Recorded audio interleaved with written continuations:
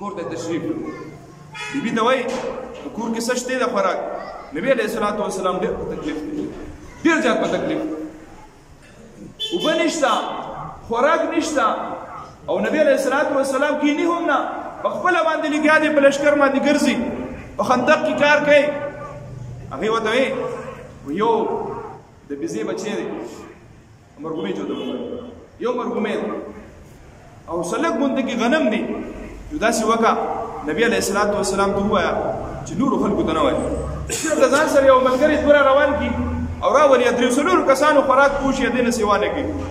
از جابر رضی الله تعالی عنہ راغی نبی علیه الصلاۃ والسلام ته عرض وکړي د الله رسوله دغه شان حال دی کور کې پرې څه شته نه، زیات نه زیات او درې سیره تقریبا چې کوم دی دا وړه ته جوړیږي غنم دی او دغه یو مرغومۍ درې څلور پنځه کسان به دې نه سیوا ور راپسې گنجائش نشته، هسې نه چې بیا کچاو د پاتې شو او تاسو به هم په مړه کې ټوله. نبی علیه الصلاۃ والسلام ته وفرمایل تاسو خوراک تیار کړئ خو سر به دې اوچتوئ نه او زه درځم. د نبی علیه الصلاۃ والسلام معجزې ته ګوره.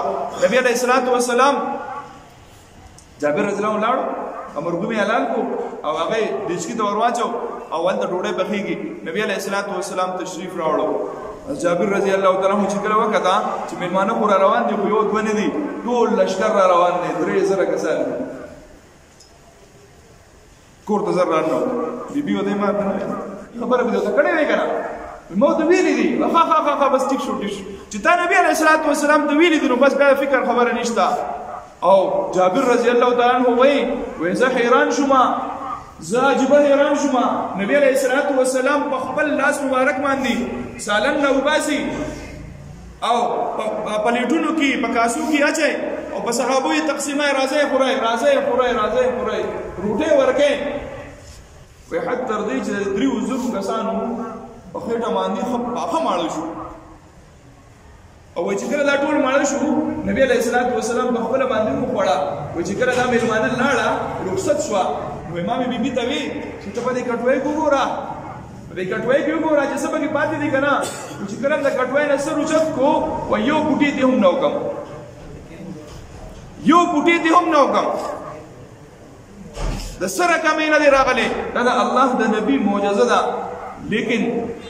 لیکن یو خبرې تعلیم ورکړي نبی علیه الصلاۃ والسلام ټول امت ته تعلیم ورکړي چې هسې نه به تاسو باندې سخت او تکلیف راشي او تاسو دې ته کښېنئ چې الکه مړه بس دم به وکړو جو کار به وشي، الکه مړه ختم به وکړو جو کار به وشي، الکه مړه راځه خیرات به وکړو. نه دنیاوي تدبیر به اختیارئ، د الله نبی اختیارئ،